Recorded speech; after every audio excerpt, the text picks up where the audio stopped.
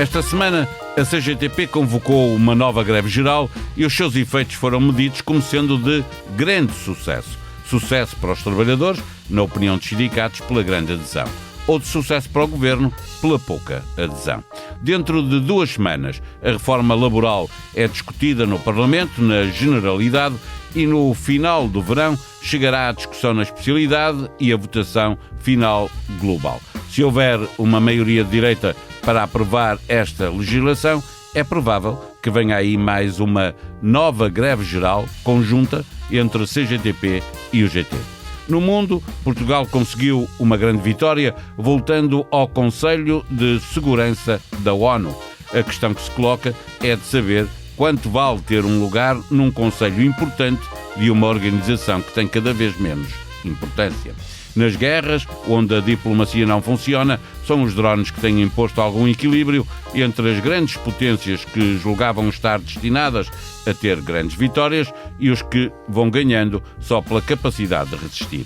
Está com o Bloco Central, um podcast que é uma conversa entre Pedro Marcos Lopes e Pedro Cisa Vieira, comigo Paulo Baldaia na moderação, sonoplastia de João Martins. O genérico é uma música original de Manuel Cisa Vieira. Olá, eu sou o José Maria Pimentel e sou autor do podcast 45 Graus. No 45 Graus trago para o microfone especialistas e pessoas com ideias que vale mesmo a pena ouvir, sobre temas como ciência, economia, política, filosofia ou sociedade. Sempre de forma descontraída e com tempo para conversar. É um espaço para aprender e pensar sobre o mundo de forma mais crítica. Novos episódios a cada 15 dias. Procure 45 Graus em qualquer aplicação de podcast. Viva Pedro Marcos Lopes. Para lá das guerras dos números, é evidente que a greve geral, mesmo tendo sido convocada apenas pela CGTP, acabou por influenciar a vida da maioria dos portugueses. O Governo procura dividir os trabalhadores entre trabalhadores da função pública e trabalhadores do privado, os primeiros a prejudicar os segundos. Politicamente eficaz este caminho? É impossível não uma pergunta ser-nos feita dessa maneira sem nós fazermos uma apreciação. Foi eficácia política. Não estou a falar da bondade do... Não vou atacar a tua pergunta, Paulo, está descansado. Não, é impossível falar disso da maneira como tu fazes a pergunta. Eu não consigo falar disso sem apreciar o valor intrínseco desse tipo de discurso. Ou seja, e o significado político e, sobretudo, os impactos que isso traz numa comunidade fazer esse tipo de discurso.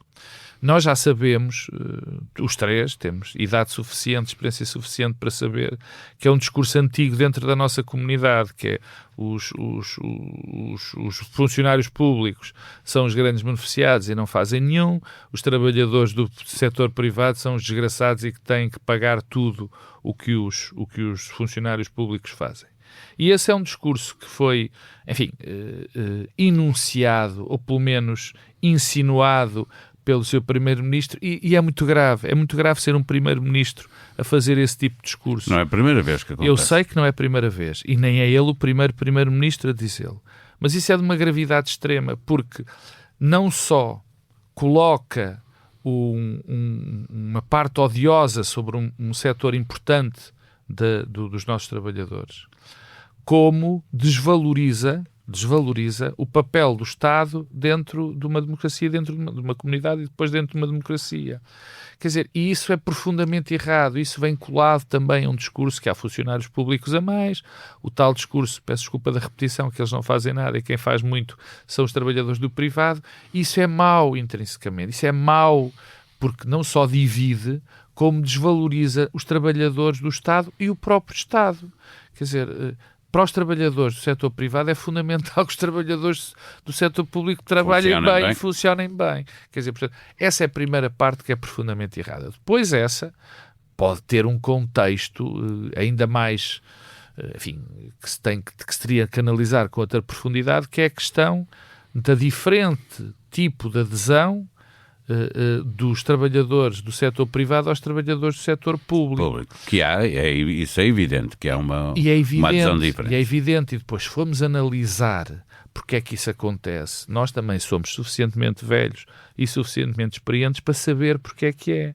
Há duas razões. É o medo, como é evidente, mesmo que se queira fazer a greve, há medo de repercussão junto da entidade patronal, não é? E depois, isso também nos remete para porque é que há medo? É provavelmente porque uma pessoa não se sente minimamente protegida dentro do seu posto de trabalho por fazer essa greve. O que também nos remete para o pacote laboral. Será que o pacote laboral serve também para proteger mais o trabalhador ou não? Porque se calhar um pacote laboral de uma sociedade democrática no século XXI e que pretenda defender os trabalhadores até deveria diminuir esse medo dessa greve. Portanto, são esses dois aspectos. O terceiro é menos relevante. É evidente que o Primeiro-Ministro, o Governo, tende a desvalorizar a greve e porque... Sempre foi assim. Porque é contra... Governos do PS, governos assim, do PSD... É evidente, só houve duas com o PS, mas sempre foi assim. Isso não é grave. O que é grave, portanto, isso é grave e é normal. O que é grave é esse tipo de argumentos que foram dados. Esses sim, mas esses já os abordei.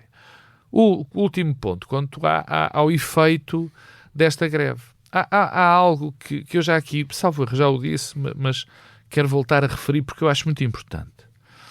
É quando nós tiramos os vários parceiros sociais, os comentadores, depois pessoas no espaço público que retiram, que fazem uma leitura que remete tudo para a negociação na Assembleia da República, tendo o seguinte discurso: bom, isto dos sindicatos, isto da até havia patetas a dizer que a concertação social devia acabar.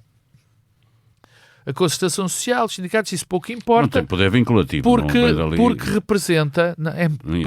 Risco. Mas o poder vinculativo na democracia não é tudo nem pouco. Certo, mas não estou a dizer, mas eu sou defensor da concertação. Só estou a dizer que aqueles que querem acabar não faz sentido, porque a concertação não aprova a lei. Para não me alargar, para virmos aqui certo, outra vez... E já lá vamos à negociação e à aprovação desta lei. Estou só agora a olhar para a função pública. A minha questão... Não, sem ser a função pública. Há aqui um ponto muito importante que eu vi repetido mais outra vez, que é muito demonstrativo dos tempos que corremos e do clima que vivemos, que é a história de como vai ser debatido na Assembleia da República não há mais problema nenhum, porque é lá que se tem que ser debatidas estas coisas. Isso não é verdade. Os tipos de representação, já falamos daqui, é verdade, os tipos de representação são diferentes. Mas já lá vamos a essa parte da discussão que se segue na legislação laboral, até porque ela dentro de 15 dias vai ser discutida no Parlamento. Não, mas a minha questão não é essa, a minha questão é da questão... A minha questão é... Não acaba a discussão ali. Ali é votada, é discutido e votado e há discussão há pública. Diferentes níveis de representação. E se nós vamos pôr todos os aspectos da nossa comunidade centralizados na discussão na Assembleia da República, é muito difícil uma democracia funcionar bem. Pedro Cisa Vieira, olhando para esta questão de um governo que gera uma máquina do Estado onde estão centenas de milhares de trabalhadores e não apenas esta divisão que o Primeiro-Ministro fez e que já foi feito por outros Primeiros-Ministros entre público e privado, faz sentido ter um Ministro da Administração Interna, não a propósito da greve, mas da produtividade do funcionalismo público, dizer que ele diga à administração pública, e estou a citá-lo, tem um status quo de parado, paradinho, fechado, não mexe, não faz, é um cancro que nós temos de pequenas burocracias, de pequenos feltros. Bom, sim e não. Quer dizer, nós como cidadãos queixamos-nos exatamente do mesmo relativamente a muito do que é o atendimento na administração pública.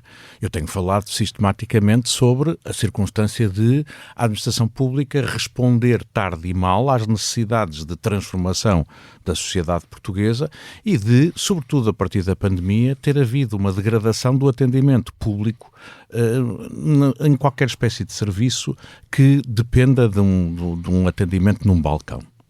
E, portanto, é verdade. Mas também é verdade, e também tenho dito isso, que ao longo de mais de 2 décadas, o paradigma da governação neste país tem sido a redução da despesa pública e fazer-se isso sistematicamente à custa da compressão das condições de trabalho, das condições técnicas, etc., dos trabalhadores, de um fechamento das novas admissões, de um desinvestimento na qualificação dos funcionários públicos, no ter-se acabado, no período da Troika, com todos aqueles incentivos que existiam à formação e ao desempenho dos funcionários públicos, designadamente através da atribuição de prémios por consecução de objetivos.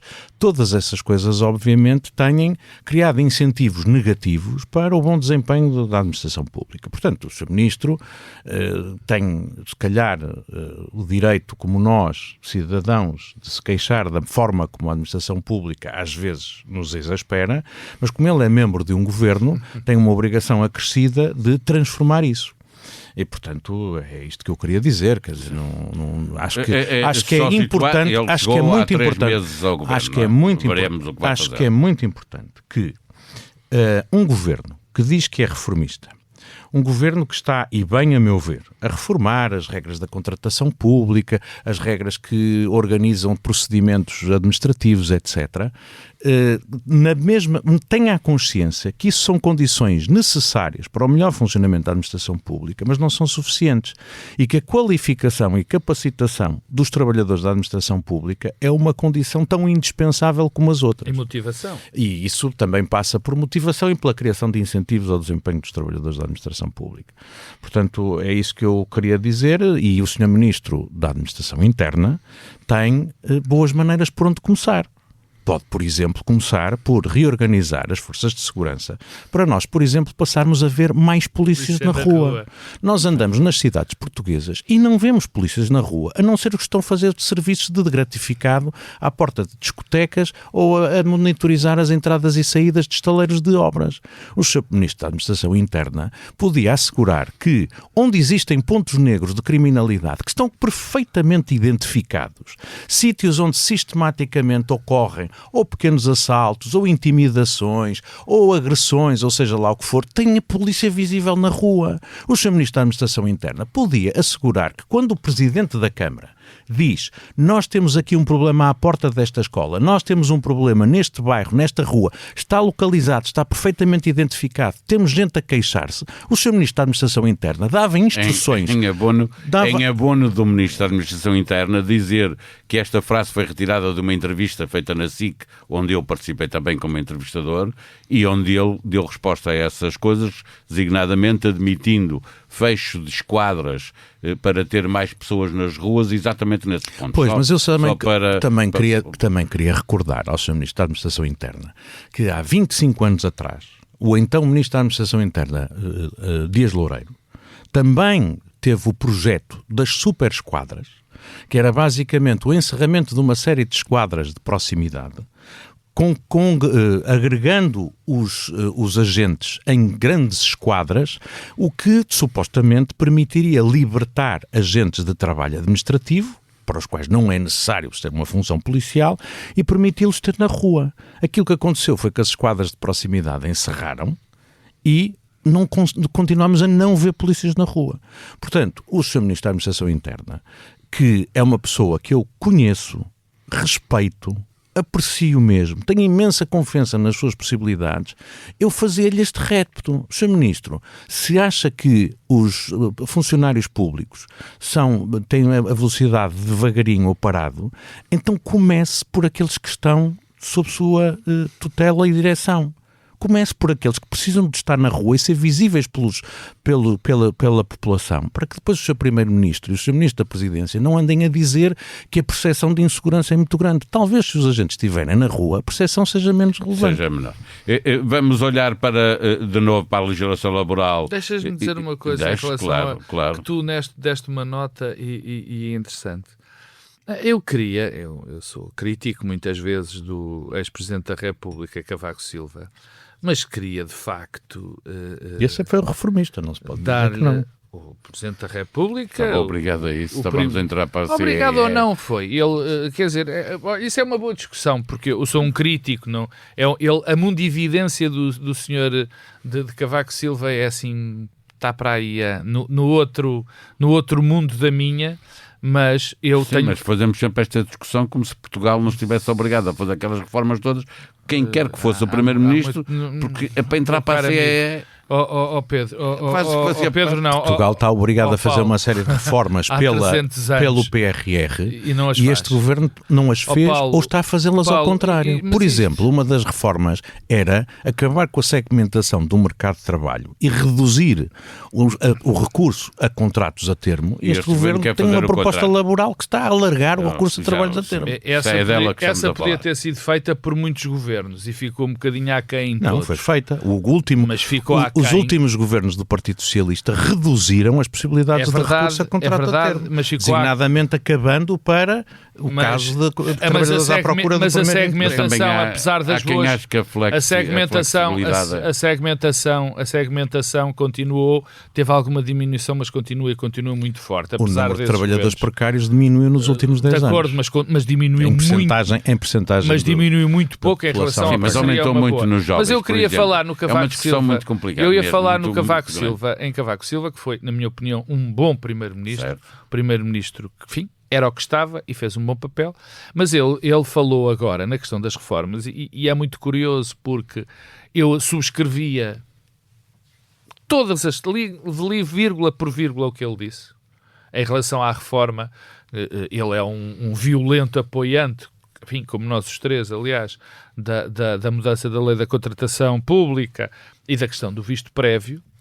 E é muito interessante ver que eu concordo inteiramente com aquilo, e aquilo, na minha opinião, é uma questão reformista, e depois percebemos que o ênfase que ele dá à questão da legislação laboral é praticamente nula, não é? Quer dizer, quando ele identifica o que são reformas que importam, a reforma que importa é a da lei da contratação. Não é só a reforma do Estado, é uma coisa mais ampla. Mas estes dois pilares são fundamentais. Pública. Ele sabe identificar quais são as reformas, ao contrário deste governo. Mas vamos então olhar para a legislação laboral que vai ser discutida no Sim. Parlamento já dentro de 15 dias, na generalidade.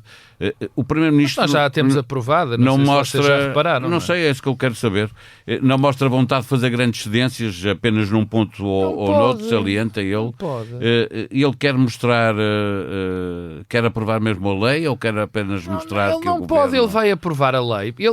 Quer dizer, eu já disse isto aqui, nesse aspecto, acho que o Primeiro-Ministro está certo, faz a sua própria opinião.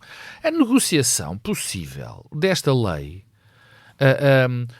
digamos assim, o perder algumas coisas, ganhar outras, é praticamente impossível, porque os pilares desta mudança, isto é uma questão doutrinária. Eu lembro do Pedro Cisa falar disso, acho que de outro tema em relação a isso, que é os professores catedráticos, ou os tipos que estão lá, têm uma visão e depois quando chegam ao governo querem implementar a sua visão, porque foi a que ensinaram toda a vida, foi aquela que eles...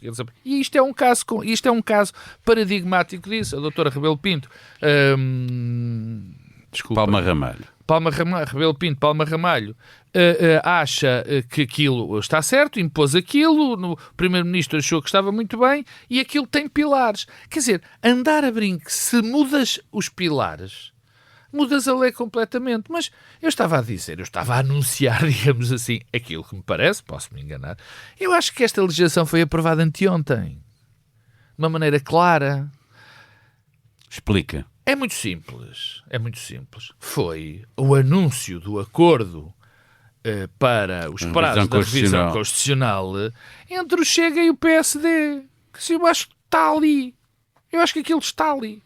Nós sabíamos que o André Ventura ia exigir um número significativo de concessões para aprovar a lei laboral. E aquilo é a maior concessão que se podia dar ao Chega. Eu digo, mais uma vez, agora uma bicada ao meu amigo Pedro Cisa Vieira, quando se fala dos 3 blocos, isto mais uma vez ficou completamente detonada essa ideia dos 3 blocos. Há 2 blocos e um que tenta disfarçar. Uma maioria de 2 terços. E um que tenta disfarçar. É muito simples. E neste caso, este anúncio, na minha opinião, vamos ver se não me engano, antecipou aquilo que para Luís Montenegro ia ser uma derrota política. Porque isto não é só nisto, é em todo o lado. Quer dizer, quando o tempo passa e a dada altura algo começa que poderia não ser uma derrota, que podia passar incólume, foi uma iniciativa que tivemos, mas correu mal, começa-se a transformar num caso.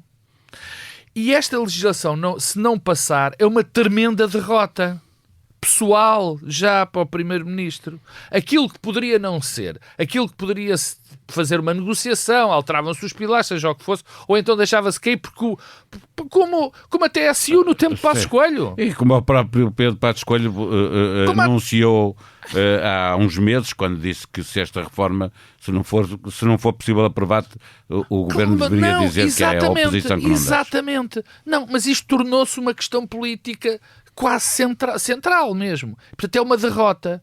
E agora, por isso, é que Luís Montenegro vai fazer todas as concessões possíveis e imaginárias. Já fez, esta é extraordinária, gigantesca, para poder aprovar. Pedro Cisa Vieira, convicção de Pedro Marcos Lopes de que já há um acordo, partilhas? Achas que é possível? É uma previsão avisada. É óbvio, parece-me, que em muitas áreas o Governo tem estado a procurar a boa vontade do Chega, provavelmente para viabilizar a lei laboral.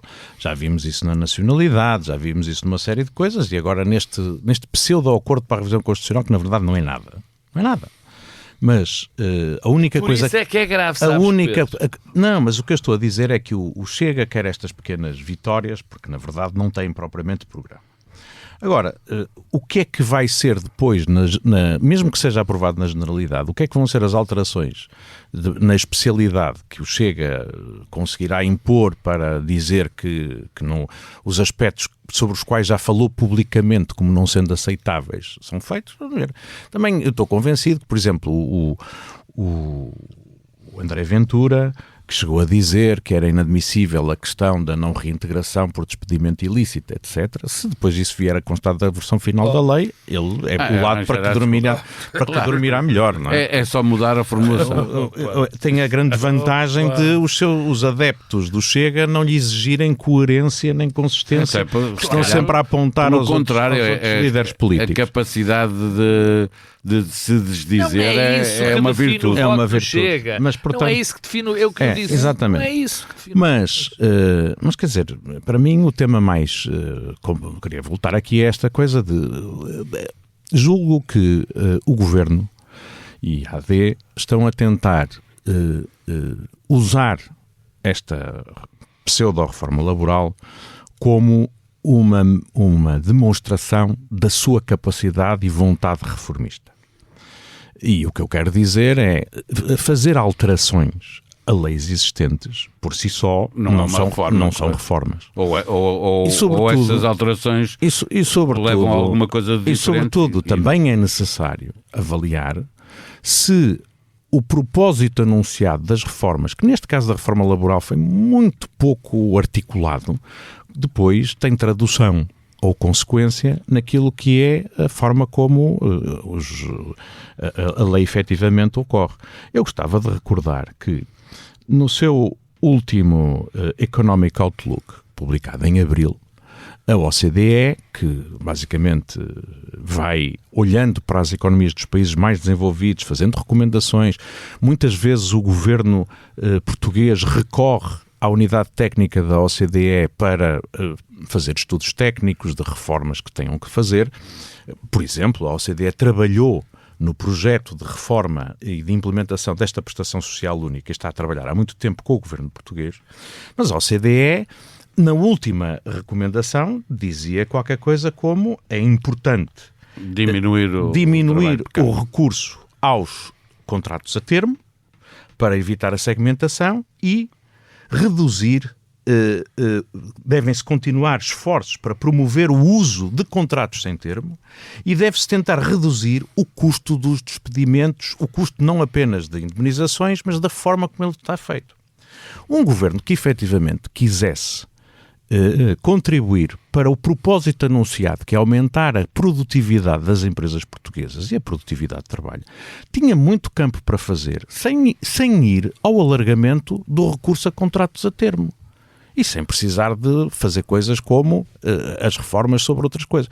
De facto, se o Governo se tivesse centrado em coisas como o tema do banco de horas, que é um tema que obviamente tem a ver com a flexibilidade das empresas adaptarem as condições de trabalho às condições do funcionamento da economia, isso era uma coisa que a gente podia dizer, bom, não gostamos ou não gostamos, mas é coerente com o propósito que está visto. Mas a formulação segunda coisa muito clara. Por exemplo, mesmo há casos que estão previstos na lei portuguesa de despedimento por razões económicas ou tecnológicas. Tu podes fazer despedimentos coletivos, podes fazer extinção de postos de trabalho, designadamente porque, olha, há recurso à automação, há recurso à tecnologia, há recurso à inteligência artificial que dispensa trabalhadores. As empresas já podem extinguir postos de trabalho ou fazer despedimentos com estes fundamentos. Portanto, aquela coisa de que a inteligência artificial exige... Já existe isto. Mas podia, por exemplo, o Governo dizer, olha, nós temos um problema na forma como a Justiça do Trabalho e os Tribunais de Trabalho avaliam estas circunstâncias de extinção de posto de trabalho. E vamos mexer na lei para que, quando os pressupostos que estão estabelecidos na lei ocorram, seja mais fácil proceder à extinção e não haver este receio grande que os empregadores têm nesta matéria. Aqui estão coisas onde um governo que dissesse eu quero reformar a lei laboral para aumentar a produtividade do trabalho e para dar mais flexibilidade às empresas podia centrar. Na verdade, quando diz que a forma como vai assegurar isso é condenar trabalhadores que nunca tiveram contratos a termo a viverem permanentemente precários, eles no limite podem dizer que estão a contribuir para a flexibilidade das empresas, mas estão a exigir que o preço dessa flexibilidade seja paga de uma maneira inaceitável pelas gerações mais jovens e pelos trabalhadores que nunca tiveram a proteção de um contrato permanente. Portanto, eu o que queria dizer é, nesta matéria, não basta proclamar que se é reformista e fazer aprovar uma lei com o Chega para que efetivamente se seja reformista. É preciso dizer porque as reformas e em que sentido elas contribuem para os objetivos estabelecidos. Do ponto de vista político, vamos fechar este tema, Pedro Marcos Lopes. Eu queria falar do conteúdo, já falei várias vezes, mas eu queria, enfim, notar 2 ou 3 pontos. O primeiro tem a ver com o seguinte: um dos propósitos centrais, absolutamente legítimos e importantes desta reforma é o aumento da produtividade. Produtividade essa que, como nós sabemos, é um dos problemas endémicos da nossa comunidade. Há boas razões para isso. Quando se fala de qualificações, e elas são centrais para a questão da produtividade, nós não nos podemos esquecer que nós vimos de um patamar tão baixo, que nem em 3 gerações conseguimos recuperar essas qualificações para estar a um nível importante. O segundo ponto tem a ver com algum desconhecimento do que é o mercado também, nas questões da produtividade. O mercado pequeno, empresas pequenas, por definição, são sempre menos produtivas.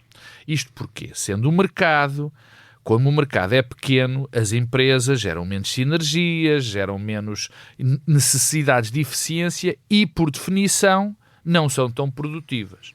Por outro lado, se forem pequenas, a mesma coisa acontece.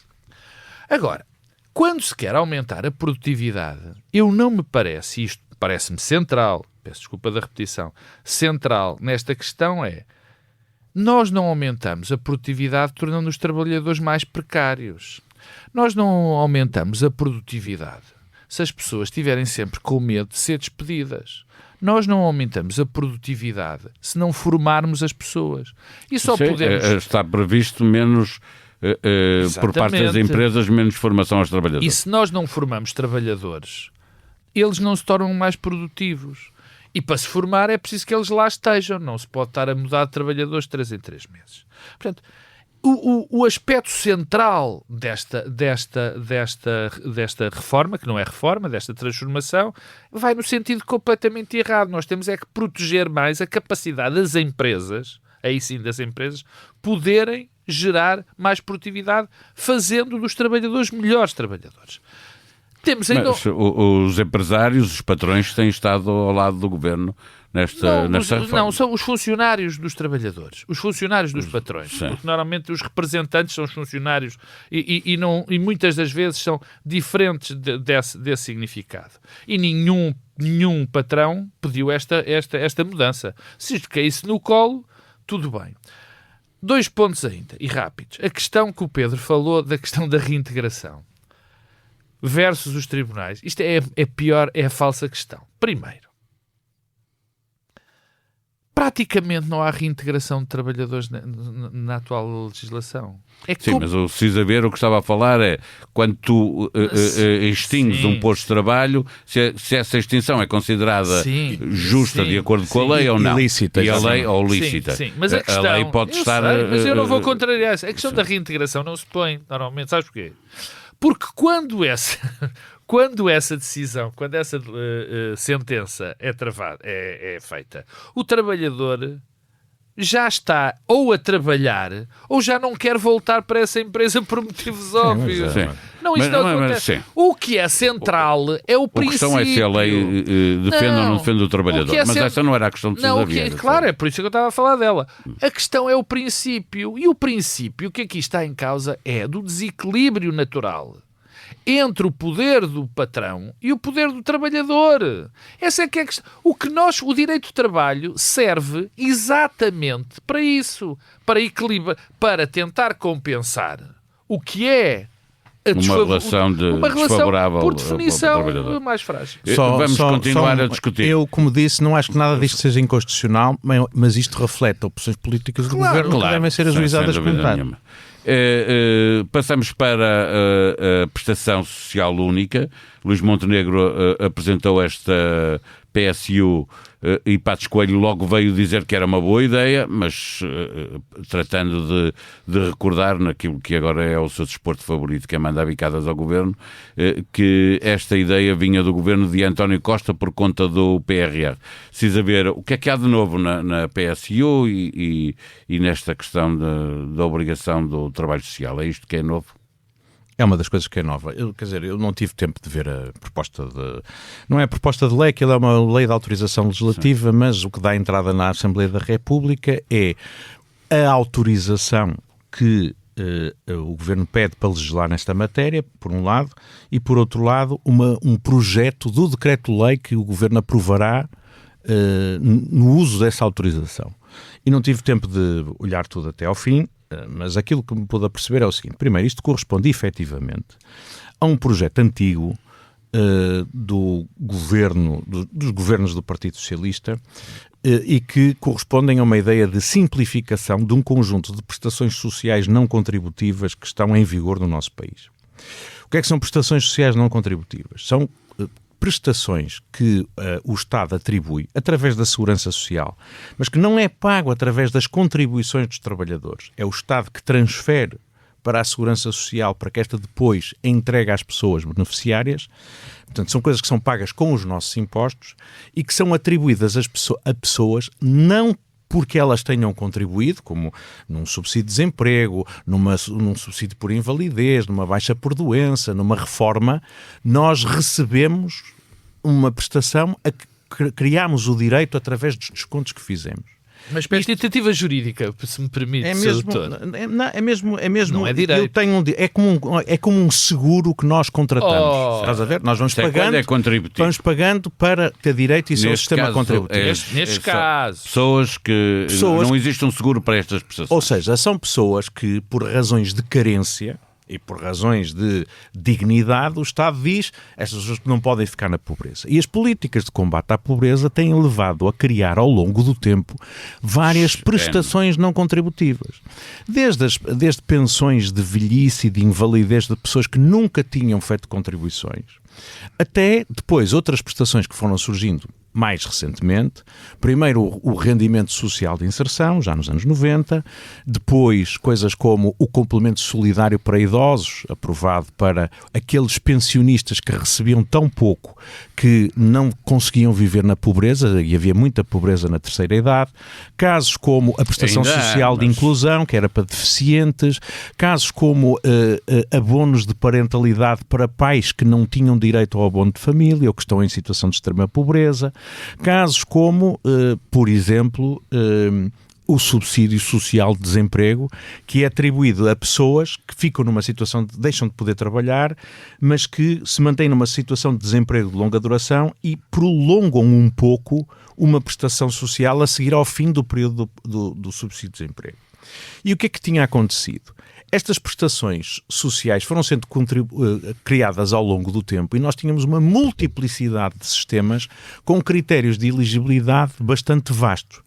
E o projeto de reforma que foi instruído numa adenda ao PRR de 2023 era de conjugar todas estas prestações numa prestação social única que passa a depender como as outras todas, de condição de recursos. Ou seja, isto é dado para pessoas que não têm outra, que tendo outros rendimentos vivem na pobreza e que está sujeito a uma condição de recursos. Ou seja, tu recebes sempre, todas as prestações não contributivas estão sujeitas à condição de recurso. Quem tem património, quem tem outras fontes de rendimento, etc., não pode receber estas prestações. Aliás, não sei se os ouvintes se lembram, mas, por exemplo, um dos temas muito controvertidos durante o governo da Geringonça era que, por exemplo, o Bloco de Esquerda entendia que o complemento solidário para idosos não devia estar dependente, por exemplo, de os filhos de um idoso terem património ou rendimento que o pudessem ajudar.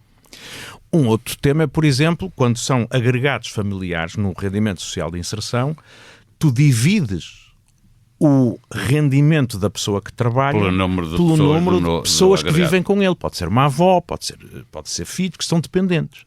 E, portanto, uma pessoa pode ganhar 1.000 euros por mês, mas tem 3 filhos e tem um ascendente a cargo, eles vivem na miséria. Portanto, estas prestações são prestações que sempre foram sujeitas à condição de recursos e sempre com uma obrigação.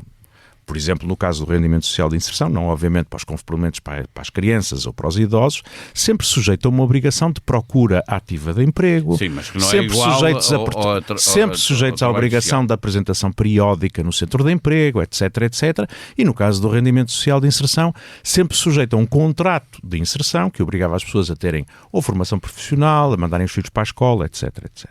Portanto, o que esta prestação social única deveria fazer era dizer assim, vamos definir uma prestação única que, em vez de estar dependente de coisas como idade, de coisas como situação de desemprego, etc., olha apenas para o rendimento do titular e da sua família, vê se eles têm outros rendimentos e, para não caírem numa situação de pobreza, atribui-se a prestação, que é uma prestação variável em função do que for necessário para os tirar da situação de miséria extrema. Portanto, isto é uma coisa que faz sentido e que estava pensado. Aquilo que eu percebo que esta proposta acrescenta relativamente à anterior são, do que me apercebi, algumas coisas. Primeiro, diminui-se o valor do património que as pessoas têm para terem direito a isso. Até agora eram 60... é mais difícil aceder. É mais difícil aceder. Até agora eram 60 vezes o indexante dos apoios sociais, agora parece que se reduz para metade. Portanto, quem tiver mais de 16.000 euros no agregado familiar alargado, entre contas bancárias e outras coisas, não tem direito à prestação. Portanto, vai haver, provavelmente, muita gente que antes era elegível e que deixa disso sair.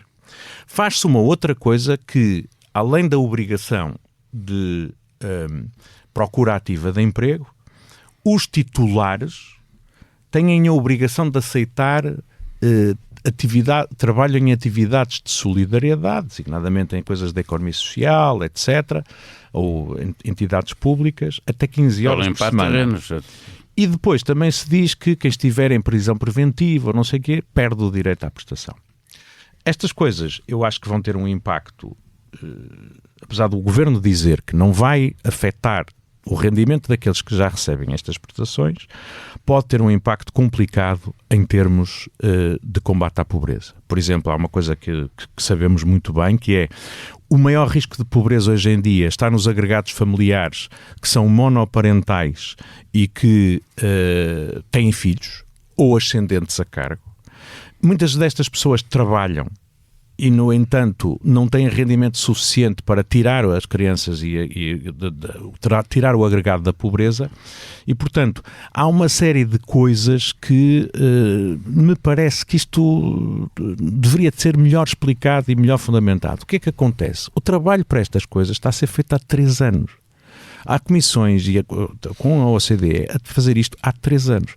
O Governo apresentou esta proposta no fim do prazo que tem disponível para fazer aprovar a legislação quer acelerar a aprovação antes do prazo estabelecido no PRR e faz uma proposta muito extensa, com algumas alterações, muitas delas demagógicas e parecem cedências à agenda do Chega, sem que tenhamos a capacidade, e o Parlamento não tem essa capacidade, de avaliar e de ter, digamos assim, pelo menos a informação suficiente para ver o impacto que isto pode ter no combate à pobreza. Eu volto a dizer, uma das coisas que acontece na nossa história democrática é a seguinte: isto tem a ver com os valores, de facto, que cada partido prossegue. A pobreza e o número de agregados em situação de pobreza extrema diminui nos tempos de governos do Partido Socialista, aumenta nos termos de governos da AD. Isso é uma constante que nós sabemos. Esta ideia da prestação social única é uma ideia boa para simplificar, tornar mais facilmente gerível uma multiplicidade de recursos, mas as consequências no combate à pobreza podem ser... Mas eu não sei, não conseguimos avaliar. Eu acho que isto é tudo assim um bocadinho atirado. Daquilo que estamos a ver, Pedro Marcos Lopes, esta obrigação de trabalho social, mais a ideia de que, ao juntar estas prestações, isto pode levar à diminuição do apoio. Qual é a avaliação que fazes? Obviamente que não vou repetir o que é que são as prestações não contributivas, nem vou descrever o regime. O Pedro Cisa Vieira já fez isso por mim e fico-lhe grato por isso. As funções, as contribuições não contributivas têm um papel de definidor da maneira como nós queremos ser como comunidade. É, aliás, um dos pilares daquilo que nós definimos o que deve ser uma comunidade. E nós, aliás, não somos só nós, é a sociedade ocidental não, a Europa, no pós-guerra, definiu um conjunto de critérios que um dos mais importantes era: vamos tentar não deixar ninguém para trás. Aquela mentalidade que havia de que se as coisas tivessem, quer dizer, que quanto mais ricos houvesse, esses ricos iam derramar o dinheiro, já sabe que isto não é assim, pela comunidade e a igualdade ficaria normal, o mercado trataria de proceder à igualdade, já sabemos que não existiu, nem esse foi o critério das sociedades pós-guerra. Do trabalho pós-guerra. Portanto, o que nós decidimos é não deixar ninguém para trás. E as contribuições, as prestações não contributivas são o melhor exemplo disso. Porque essas pessoas que estão para trás, que tiveram problemas, que não conseguem arranjar emprego, que são desempregados de longa duração, que vivem na miséria extrema, nós achamos como comunidade que os temos de ajudar para que eles possam sobreviver. Sim, mas ao colocar tudo dentro da mesma prestação, isso não tem que obrigatoriamente invalidar. Nada, zero, rigorosamente nada. Por isso é que eu disse que não ia repetir o que o Pedro Cisa Vieira disse em relação a ser a prestação social única. Aliás, acho que a prestação social única é uma excelente maneira, em termos técnicos, de solucionar as milhares de coisas para aqui e para ali que existiam. Há um primeiro ponto em questões técnicas que eu não sei ainda. Por exemplo, na questão do RSI e do subsídio social de desemprego. Normalmente, o subsídio social de desemprego é mais elevado que o RSI, mas durante aquele período onde o subsídio social de desemprego ainda dura, ok? E o RSI, e só depois é que se entra no RSI, que se essa prestação social única vai ser a do subsídio social de desemprego ou vai ser o rendimento social de inserção. Não sei ainda. São uma série delas, não é? Sim, não está. Se as queres juntar a todas... Não está claro. Não, eu digo o valor, percebes? Não sei. Sim, o valor vai ser, basicamente, quem tem rendimento inferior a isso, Pois. Considerando outros rendimentos. Pois é, quer dizer, bem, pronto, a condição de recurso é evidente também. Agora, quando se aplica os critérios que esta prestação social única pretende aplicar, é que as coisas se complicam. E nós vemos uma visão da comunidade que é uma visão muito complicada, na minha opinião, que não é uma visão que define não vamos deixar ninguém para trás. Vamos deixar, de facto, mais gente para trás. Se não vejamos, o primeiro ponto, que me parece crucial, que é a de obrigatoriedade de trabalhar, a questão, a obrigatoriedade de trabalhar não existe nas prestações, porque lá está, é a comunidade que vai ajudar aquela pessoa. No momento em que deixa de ser procura ativa e não quer dizer, a existência da procura ativa e tu tens que trabalhar de trabalho e social. tu tens de trabalhar, deixa de ser uma prestação vai não levantar vários contributiva. problemas. Claro. Porque agora... Sim, isto é para atividades que não sejam remuneradas. Claro. Que nunca são remuneradas. Os voluntariados, por exemplo. Obviamente, quer dizer, portanto, isto nunca é remunerado. Portanto, isto Está não bem, faz mas sentido. os exemplos que estão a ser dados são de trabalhos remunerados. Não, mas Isto é trabalho os exemplos... que é limpar Isto- matas ou pinhais. Isto não te faz soar uma ajudar, campanha na cabeça. Isto não te faz soar uma campanha na cabeça. Porque o discurso populista que sempre existiu já há uns tempos era esta gente está aí encostada a receber o RSI, essa fortuna de 100 euros, e depois não faz nenhum. Portanto, isto é uma cedência perfeita à agenda populista. Sim, mas isto está tudo e por é perceber, uma inversão, como é que vai ser pago o trabalho à hora. E é uma inversão do que é a prestação não contributiva. E depois, quer dizer, é evidente que se diminuis muito isto e vai para metade, tu vais aumentar a pobreza. Os índices de pobreza vão aumentar, e muito. Porque nós temos uma franja muito curta. Por exemplo, quando foi o subsídio aos idosos, como é que se chama? Complemento Social de Idosos. Permitiu tirar muita gente da pobreza, passar aquele limite, por motivos óbvios, não é? É porque os limites estão muito próximos, infelizmente, em países desiguais como o nosso. Sim, infelizmente também em Portugal há reformas que miseráveis, na função do regime contributivo, que são muito baixas e, portanto, esse complemento solidário claro, isso é o idoso é tudo. Portanto, vamos ver ainda o que vai acontecer. Isto não me parece... A questão técnica é certa, a prestação social devia ser junta, os critérios que vão ser aplicados, eu começo a ter muitas dúvidas e me parece-me que é uma visão para a comunidade que de facto não é minha. Não há muito problema de... Por exemplo, tens coisas complicadas como, por exemplo, isto. Muitas das pessoas que estão em rendimento social de inserção são mesmo porque não conseguem encontrar trabalho. Mas qual é a dúvida? Ou não têm capacidade de trabalhar mais, não têm capacidade de trabalhar, ou então são mesmo pessoas imprestáveis para trabalho. Miúdos, Pedro? Não estou a falar de miúdos. 18, 19 anos, há muito não estou a disso. falar de miúdos, estou a falar de pessoas que, por condições diversas de miséria, da forma como que acabaram por ter problemas de desenvolvimento até, não têm capacidade. Pedro, tu chegas apresentam-se naquelas coisas da procura ativa de emprego e os potenciais Sabes empregadores qual é o dizem, valor? não quero este senhor. Sabes o que é ridículo nisto? Sabes qual é o valor? A atividade de solidariedade social está definida como atividades que não são remuneradas e que normalmente não correspondem à prestação de atividade nos quadros da coisa. E o valor do RSI na sua globalidade? Quer dizer, estamos a falar de 300 e tal milhões. É bem nada, em termos orçamentais. O valor médio que é dado às pessoas é de 100 e poucos euros. É porque se alguém acha que vai comprar telemóveis ou está a beber imperiais o dia todo com 100 euros por mês... Há outra coisa que nós não mencionamos e que aqui é mencionado, que é, na condição de recursos, há aquela coisa do valor do património que uma pessoa tem e que aqui é reduzido para metade. Portanto, vai ser mais difícil aceder ao rendimento, à prestação social única. Mas há uma outra coisa que também parece muito demagógica, que é inclui-se não apenas o património que tenha, mas também os bens móveis sujeitos a registro. O valor do carro vai ser uma coisa. Veja-se automóvel. E isso é uma coisa muito engraçada, que é aquela coisa que nós vemos. É possível ter um BMW estou de ali no 500 bairro euros. e está ali um tipo com um BMW. O BMW é o vai dar origem a BMW denúncias, 2002, a invejas, a trabalho às autoridades de segurança social que ou ignoram essas denúncias ou vão ter que ir ver, olha que tem um carro, que carro é que é, quanto é que isso vale 500 euros, vale 1.000, vale 2.000. Às vezes são carros que as pessoas precisam para ir para trabalhar ou para por e simplesmente...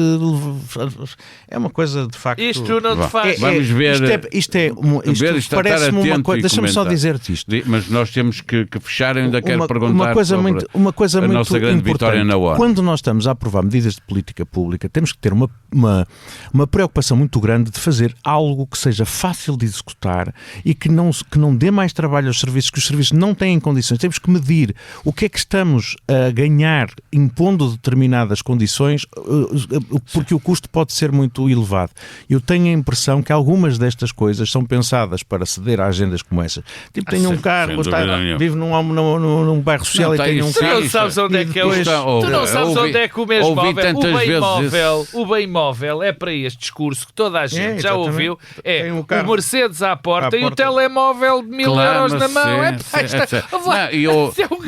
O telemóvel não é um bem sujeito a registro. E a meia de leite com a bola de Berlim. Exatamente. Não podem comer menos. Não podem estar no café. O que é chocante nisto é a precedência permanente à agenda do Chega. Vamos estar atentos a ver onde é que isto vai parar e para fecharmos, antes de irmos ao Bloco Central dos Interesses, ainda vos queria ver, olhar o mundo a partir deste cantinho chamado Portugal. Como sempre, ficamos todos muito satisfeitos com mais uma vitória da nossa diplomacia, ainda por cima batendo concorrência europeia, como a Alemanha e a Áustria. A Áustria foi por um bocadinho. A Alemanha, sobretudo. Ficou fora. Né? Quer dizer, a Áustria ainda foi eleita para o Conselho de Segurança. Regressamos à mesa dos grandes na Organização das Nações Unidas. Peço-se Isabel, vejo-te muito entusiasmado. Não, o entusiasmo era comigo, não denuncies ao contar, porque eu é que não estava entusiasmado. Respeito ao Pedro Cisa Vieira. Eu respeito-vos aos dois, mas eu é que olho para isto e pronto, mas está bem. Olha, vocês são muito mais responsáveis do que eu. Acho que é de assinalar e é importante. Eu sei que o sistema das Nações Unidas está a ser deteriorado, mas para mim o impacto maior desta eleição não é o sistema das Nações Unidas, mas é a demonstração, uma vez mais, da capacidade que Portugal tem de estabelecer pontos com o resto do mundo. É muito... Eu acho que para um país da nossa dimensão, a capacidade que temos de sistematicamente nos relacionarmos com praticamente todos os países do mundo é uma vantagem de que nós, aliás, deveríamos tirar mais valor cultural e económico do que aquele que tiramos. Nós temos relações próximas com todos os países da União Europeia, com quase todos os países da América Latina, muitos países africanos, muitos países asiáticos, com os países da América do Norte e, em muitas circunstâncias, estas coisas podem fazer a diferença na forma como o resto do mundo, em algumas questões essenciais, olha para nós. O que penso tem aí a ambiguidade da nossa diplomacia atual, por exemplo, na relação com os Estados Unidos, comparando com a Alemanha, muito crítica de Trump e nós... Não. Eu acho que o caso da Alemanha foi uma coisa muito mais evidente, que é a seguinte, que é o alinhamento completo da Alemanha com Israel. Portugal, desde sempre, Portugal teve uma grande preocupação com a relação com os países árabes e islâmicos, sempre esteve do lado do reconhecimento dos direitos do povo palestiniano e mesmo essa é uma constante da nossa política externa e eu acho que a Alemanha aqui o grande problema que teve foi a ambiguidade não, o facto de estar sistematicamente ao lado de Israel num contexto em que esse alinhamento pode ser muitas vezes questionado em resoluções nas Nações Unidas e no Conselho de Segurança e muitos países que neste momento têm uma visão muito negativa de Israel E hoje em dia, repara, até o próprio presidente Trump disse num telefonema a Benjamin Netanyahu que ele tu estás louco e estás a tornar Israel odiado por todo o mundo, e este alinhamento que a Alemanha tem sistematicamente ao lado de Israel provavelmente prejudicou nesta eleição. Pedro Marcos Lopes. Eu gostaria muito de comentar esta parte do Trump dizer ao Netanyahu que ele está louco. O Trump disse ao Netanyahu que o Netanyahu está louco. Exatamente. Portanto, fala ao nu, porque é que não te vestes tu? Primeiro tenho de dizer uma palavra que faz parte da política internacional da nossa tradição. Porreiro pá. Porreiro pá é uma coisa que se aplica muito a isto. Eu acho que de facto há um paradoxo. O Pedro Cisa Vieira tem razão. Nós somos capazes de fazer pontes e tudo mais. Eu gostava de ser populista agora. E acho que isso é importante, mas que também quero lembrar que neste momento Portugal é para aí o pior exemplo de que se pode ter naquilo que como exemplo de que tem sido o seu papel naquilo que está a acontecer no mundo. Nós somos para aí o único país europeu que continuamos a tecer loas aos Estados Unidos. Nós temos um primeiro-ministro, nós temos o duo dinâmico, já sabemos, Hugo Soares e Montenegro, que eram os homens que achavam que era igual ser a Kamala Harris ou o Trump e que não sabiam. E mais, fora disso, nós temos tido um papel completamente subjugado aos Estados Unidos, não só na questão das lajes, mas como todas as nossas posições públicas. Mas, enfim, isso é outro assunto. O que me cumpre registar nisto, e com isto termino, é o seguinte. Aqui está um bom exemplo de como a prossecução de uma política pública, enfim, lato sensu, resulta. É porque este assento no Conselho Não Permanente das Nações Unidas foi algo começado já com o Dr. Paulo Portas e que foi acarinhado por todos os governos que foram seguindo. Portanto, este é mais um exemplo que pode ser aplicado a outras coisas. É a quarta vez que nós lá estamos. Quando estamos num caminho, é bom que os governos que se sucedem deixem de queimar tudo aquilo que está para trás para começar de novo. Olha, aqui está um bom exemplo de um bom resultado, porque os governos sucessivamente apoiaram aquilo que era um objetivo nacional. Estamos a chegar ao fim de mais um episódio, é a altura para ouvirmos as propostas culturais do Pedro Marcos Lopes e do Pedro Cisa Vieira, que esta semana é o primeiro. O que é que propões para ouvir, ler, ver? Olha, eu proponho uma ou várias idas à Feira do Livro. Quem passe por Lisboa, é uma altura boa para se passear na cidade, está a bom tempo, é a altura das festas de Lisboa. Está muito bonita a Feira do Livro. A Feira do Livro está no meio do parque. Hoje em dia, passear pela Feira do Livro não é só uma maneira de se perder nos livros e de gastar dinheiro, às vezes um bocadinho mais, mas em qualquer caso também é uma boa oportunidade de poupar dinheiro. É uma forma tem lá livros com desconto. Passear, é uma forma, podemos estar, tem sempre coisas a acontecer, autores para ouvir, palestras para assistir, pode-se beber um copo, comer qualquer coisa e, portanto, vale muito a pena. E eu sugiro também que, se forem à Feira do Livro, tentem ver se ainda está em algum sítio, eu nem me lembro quem é a editora portuguesa, o livro Persépolis, de uma autora iraniana, Marjane Satrapi, que morreu agora. A Marjane Satrapi é uma iraniana que nasceu no Irão antes do Shah, que viveu com a sua família em criança a revolução do Ayatollah Khomeini, que depois foi enviada para a sua família adolescente, primeiro para a Suíça e depois para a França para estudar, onde teve uma adolescência perdida de alguém que se sentia deslocada por vários motivos e que depois se tornou uma grande autora de banda desenhada. Este livro Persépolis é maravilhoso, mostra bem como foi. Diz que já não é recente. Sim, o livro deve ter mais de 20 anos. Sim. Deve ter mais de 20 anos, mas relata a Revolução Iraniana pelos olhos de uma criança. É uma coisa muito fascinante. Relata como aquilo que foi uma esperança que decorrer com a ditadura do Chá se transformou muito depressa num desapontamento para adolescentes que de repente veem coartados uma série de liberdades que aspiravam, como escondiam as coisas que queriam fazer, e depois também o que era a terrível adolescência perdida na Europa dos anos 80, e como depois as pessoas conseguiam superar essas coisas. É um livro maravilhoso de uma autora que faleceu agora e que me deixa muita pena, porque era muito nova, uma rapariga que tinha 56 anos. Feira do Livro em Lisboa, e um livro específico para ler.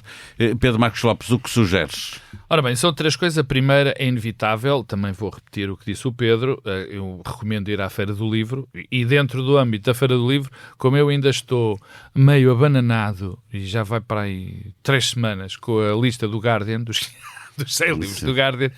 É só uma lista. Não, eu sei, mas eu sei, porque mas vou dizer porque é que falo dela. Por 2 razões.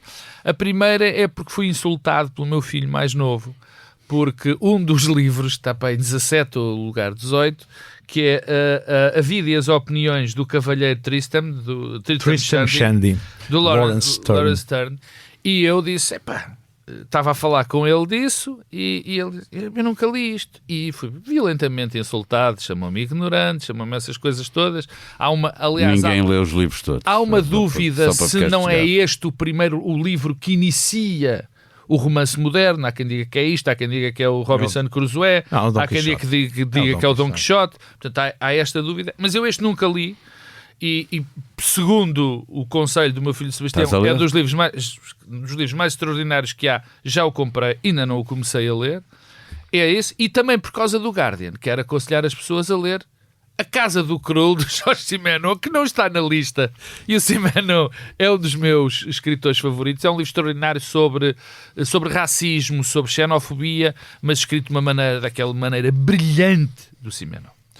O segundo está a começar a época dos festivais. Sim.